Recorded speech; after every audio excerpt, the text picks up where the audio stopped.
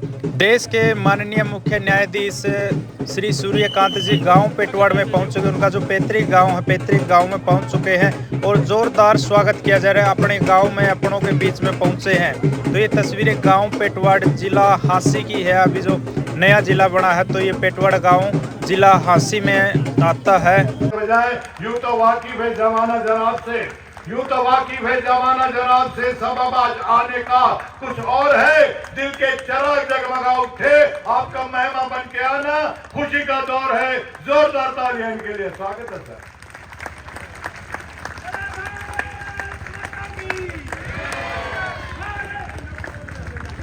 भारत माता की जय, भारत माता की जय, भारत माता की जय, भारत माता की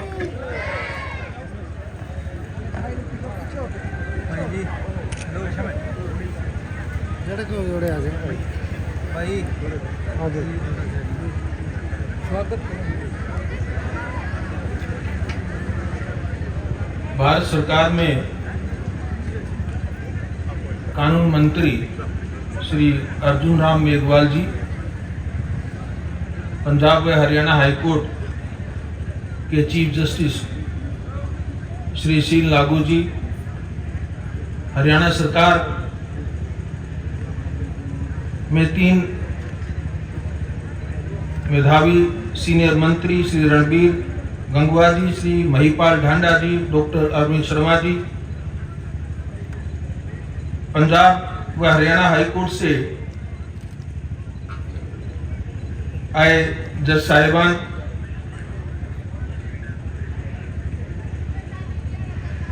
तीन एमएलएज भी हमारे यहाँ इस कार्यक्रम में मौजूद हैं। भाई राम कुमार गौतम जी, भाई रणधीर पनिहार जी और हमारा अपना गांव का बच्चा और गौरव जस्सी पेटवाड़, जनरल वत्स, पूर्व राज्यसभा सदस्य डॉक्टर शंकर भारद्वाज, भूतपूर्व एमएलए, जुडिशरी के काफी बड़े representative, registrar general, high court, district session जज और बहुत सारे जुडिशियल ऑफिसर्स भी इस कार्यक्रम में शामिल हुए हैं। जिला हांसी, जिला हिसार के डिप्टी कमिश्नर, एसएसपी,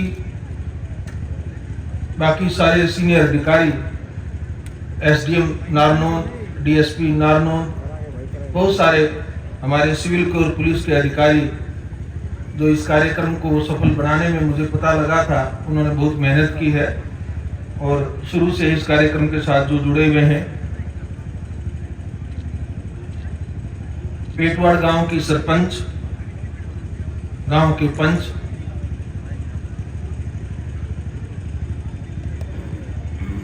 पेटवाड़ गांव के मेरे बड़े बुजुर्ग, जिनका आशीर्वाद, जिनका स्नेह, जिनका प्रेम, जिनका मार्गदर्शन मेरे जीवन की सबसे बड़ी धरोहर रही है। पेटवाड़ गांव के मेरे भाई बहन जो मेरे साथ साथ, समय के साथ साथ जो जिनको साथ मैंने और जिन्होंने मेरे साथ बचपन बिताया, बड़े हुए और जीवन की इस स्टेज तक जो मेरे साथ, चाहे मैं बहुत बार नहीं आ पाता लेकिन साल में एक बार जैसे गांव में आया तो जो सभी मेरे साथ भावनात्मक रूप से जुड़े रहे। पर सबसे ज्यादा लोग जो मेरे लिए आज की इस सभा में जो महत्वपूर्ण है वो ये प्यारे बच्चे हैं, स्कूल के, कॉलेज के मेरे होनहार बच्चों। देश का भविष्य हो और मैं आप सब पर बहुत बड़ा गौरवान्वित हूं। आज मैं बच्चों को जैसे मैंने देखा है तो मेरा विश्वास बहुत ज्यादा बड़ा है कि न केवल पेटवाड़ और हरियाणा बल्कि भारतवर्ष की एक बहुत ही ठोस नींव है जो देश को बहुत आगे तक ले जाकर के पूरे ग्लोब में एक बहुत बड़ा नाम कमाएगा। आज के इस कार्यक्रम में मीडिया के भी मेरे बहुत सारे साथी दूर दराज से और खासकर बहुत सारे जो दिल्ली में जिनको मेरे साथ जुड़े हुए हैं वो सभी यहाँ पर आए हैं। हरियाणा की संस्कृति के प्रहरी हमारे कलाकार साथी भी आज मौजूद हैं। मेरे परिवार के पड़ोस के गांव के सभी बड़े और छोटे जिनका स्नेह प्यार आशीर्वाद मुझे हमेशा मिलता है। कुछ विशिष्ट व्यक्ति आसपास से भी आज इस कार्यक्रम में शामिल हुए हैं। मैं पेटवाड़ के उन नौजवान साथियों का तहे दिल से आभारी हूं जिन्होंने आज का ये कार्यक्रम आयोजित कर मुझे सम्मानित करने के इस आयोजन को रखकर मुझे अवसर दिया कि मैं गांव में आ सकूं और आप सबका नए साल के अंग्रेजी नए साल की शुरुआत में ही जनवरी के पहले नहीं तो दूसरे सप्ताह में आप सबका आशीर्वाद प्यार और स्नेह ले सकूं। मैं इस कार्यक्रम को आयोजित करने के लिए सभी का बहुत बहुत आभारी हूं।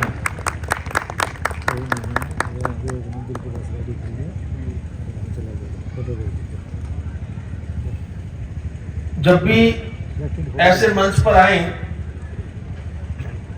तो ये दुविधा स्वाभाविक है कि क्या बोलूं और क्या न बोलूं।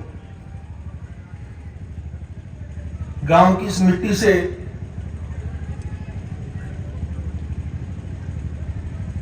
शुरू से जुड़ा हुआ हूं, यहीं पैदा हुआ, यहीं प्राइमरी स्कूल में पढ़ा जो गांव के दूसरे छोर पर है, और इसी हाई स्कूल में जो बिल्कुल साथ लगता है, यहीं से हमने मैट्रिकुलेशन का एग्जाम पास किया।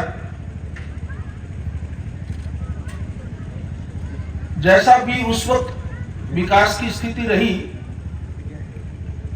गांव में, उसके मुकाबले में मैं फिर भी मानता हूं कि पेटवाड़ शिक्षा के मामले में इतना आगे जरूर था कि प्राइमरी स्कूल भी था, बेटियों के लिए भी उस वक्त एक मिडिल स्कूल था और को एजुकेशन का हमारा हाई स्कूल था। परंतु गांव के बच्चों को शिक्षा प्राप्त करने में उस वक्त काफी संघर्ष करना पड़ता था। उस संघर्ष की स्थिति हम सभी ने भी उस वक्त झेली। कई बार टीचर्स नहीं होते थे, और खासकर मुझे याद है इंग्लिश में अगर कोई हमारे टीचर थे और उनका ट्रांसफर हो जाता था तो बड़ा मुश्किल हो जाता था, दोबारा कोई उनका सब्स्टिट्यूट नहीं आता था महीनों महीनों तक। उस दौर में स्कूल में कोई फैसिलिटीज की भी दिक्कत होती थी, हम लोग नीचे बैठ करके ही पढ़ते थे। पर मुझे गर्व है उस वक्त टीचर्स की कमिटमेंट पर, कितना मन से वो बच्चों को पढ़ाने में अपने आप को समर्पित करते थे।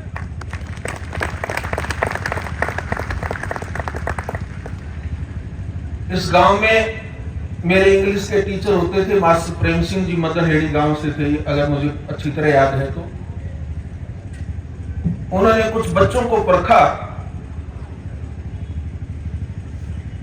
और परखा किस बात के लिए कि मैट्रिक के बोर्ड के एग्जाम में कुछ बच्चे पास हो जाए ताकि इस गांव का रिजल्ट किसी तरह अच्छा आ जाए।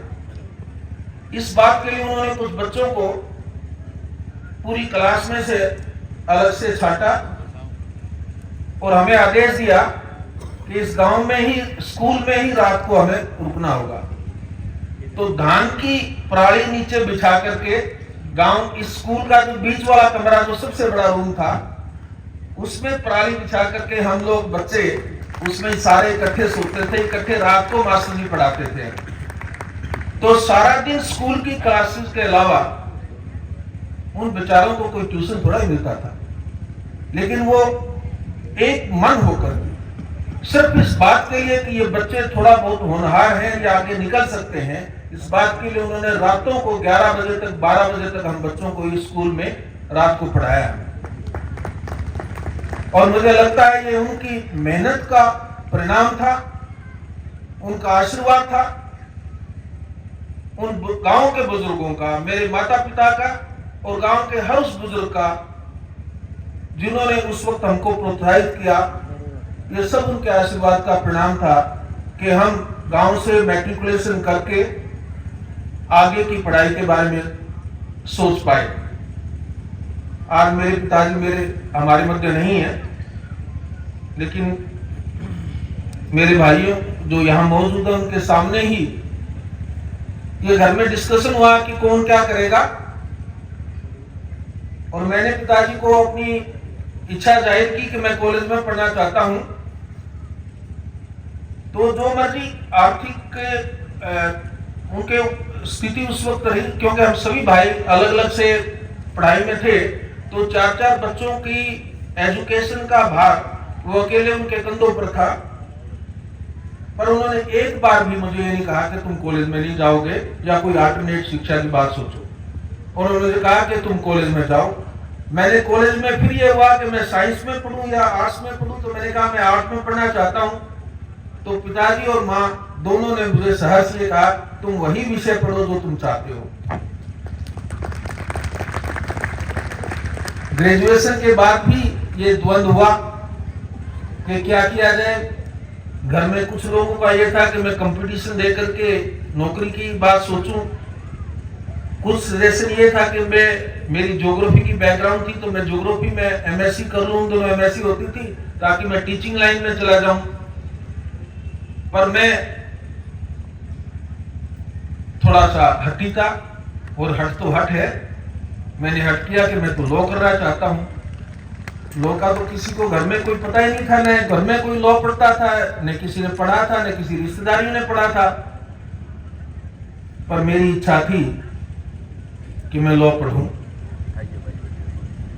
और पिताजी ने मुझे उस बात पर भी पूरा समर्थन दिया कि जो तुम चाहते हो वही करो।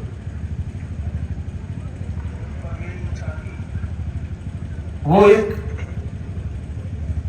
मित्र, मार्गदर्शक और मेरे लिए बहुत ही बड़े एक शक्ति स्वरूप में मेरे जीवन में रहे। वो उस वक्त मेरा साथ नहीं देते तो मुझे कई बार लगता है कि मेरा शायद कैरियर कुछ डिफरेंट होता। गांव के कई ऐसे बुजुर्ग हैं, मास्टर विशाल सिंह जी, चौधरी मोनू राम जी उन दिनों, और मेरे क्लास में मेरे मित्र थे थांबू राम, जिनके पिताजी हमारे खेत में भी हमारा सहयोग करते थे और हमारे साथ जुड़े रहते थे। मुझे उन बुजुर्गों का अच्छी तरह याद है कि जब भी मैं उनके पैर छूने की कोशिश करता तो सबसे पहले वो कहते बेटा तुम्हें होनहार हो, तुम्हें बहुत बड़ा बनना है और इस गांव का नाम रोशन करना है।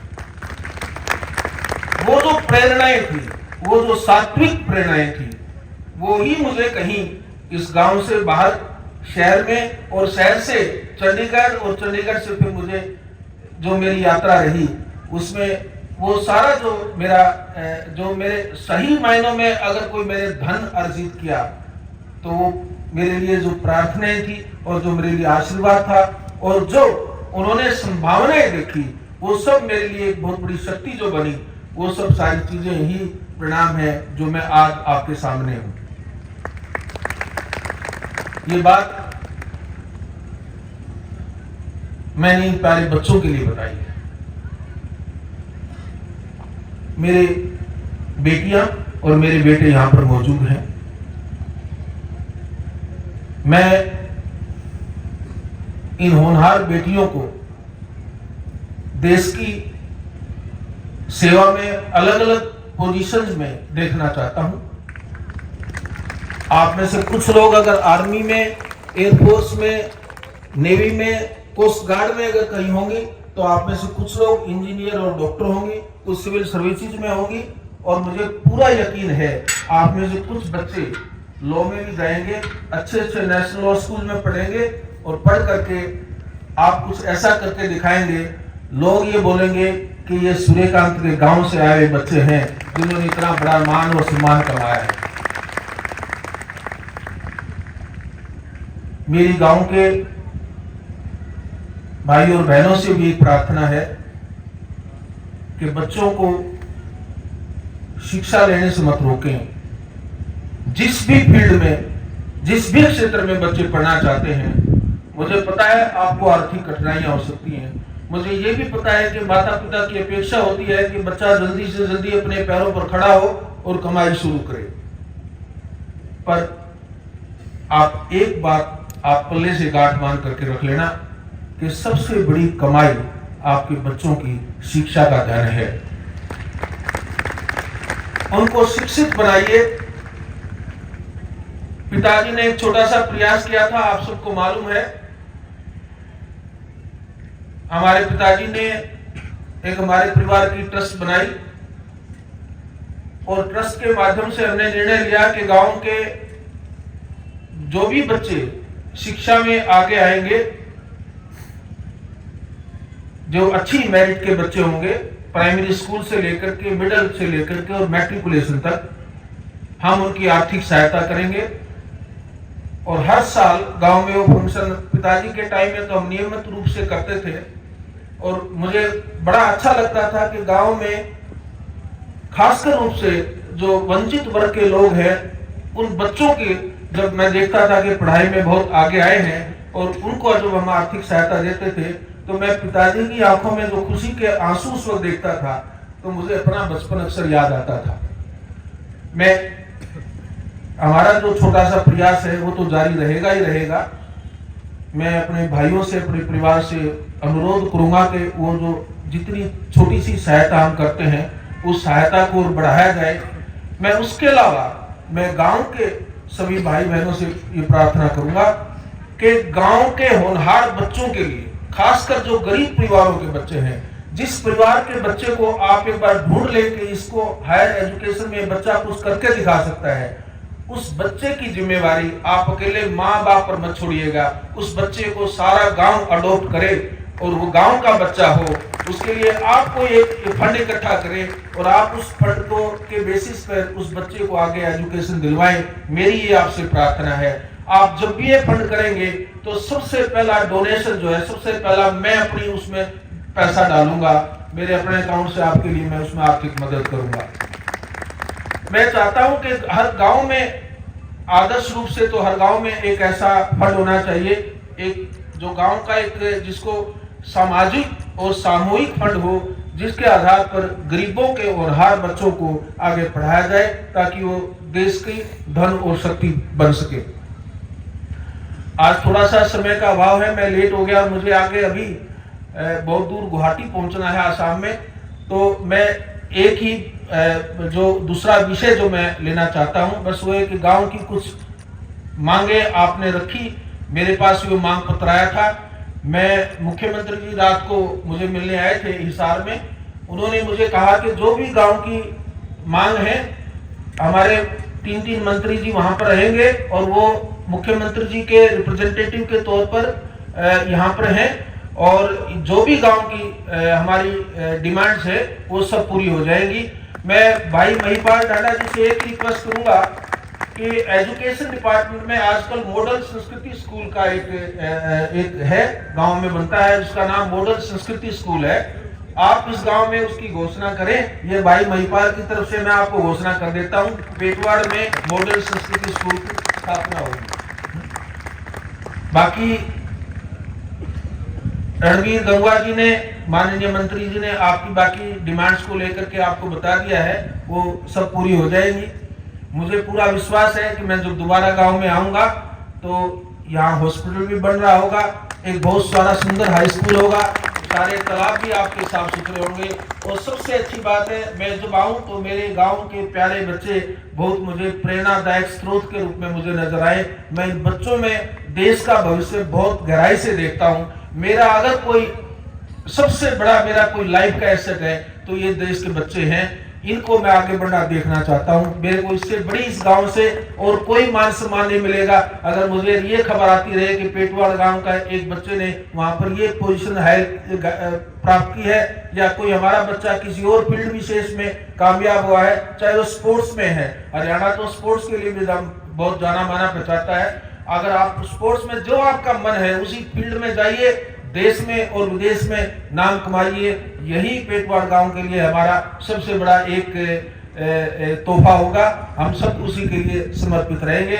मैं गांव वालों का बहुत बहुत आभारी हूं। आपने आज ये कार्यक्रम किया और आपने अपने इस बच्चे को, इस बेटे को याद किया। बहुत बहुत धन्यवाद। जय हिंद, जय भारत।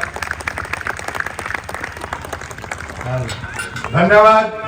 वहां पे अभी बैठे रहिएगा, कार्यक्रम अभी शेष है, आप बैठ जाइए 2 मिनट के लिए।